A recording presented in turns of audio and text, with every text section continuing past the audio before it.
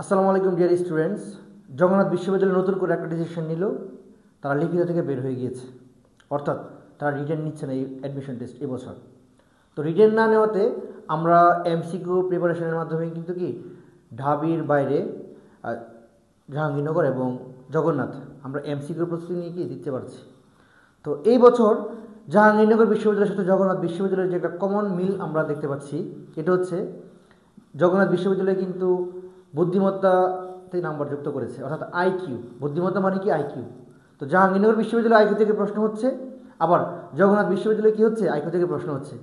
তার মানে আইকিউ বা মানসিক দক্ষতা বা বুদ্ধিমত্তা যেটা বলি না কেন, এটার প্রস্তুতি যদি আমার নেওয়া হয়ে থাকে, আমি কিন্তু দুইটা বিশ্ববিদ্যালয়ে এগিয়ে যাচ্ছি। তাই বাংলাদেশের বেস্ট সেলার বই ছায়ামঞ্চ আইকিউ সামিটকে তুমি দ্রুত সংগ্রহ করে তোমার প্রস্তুতি পূর্ণ করে নাও এবং এমসিকিউ বেশি বেশি প্র্যাকটিস করো। ইনশাল্লাহ হুবহু কমন আসবে, আমাদের বিশ্বাস। যেহেতু দীর্ঘ 12 বছর যাবৎ আমরা এই বইটা নিয়ে কাজ করছি এবং আমরা অনেক প্রশ্ন দেখেছি হুবহু কমন। তো আমরা বিশ্বাস করি এই বছরও ছায়ামঞ্চ আইকিউ সামিট বই থেকে ইনশাল্লাহ তোমরা কাছাকাছি প্যাটার্ন বা হুবহু ইনশাল্লাহ কমন পেয়ে যাবে। Very good luck. আসসালামু আলাইকুম।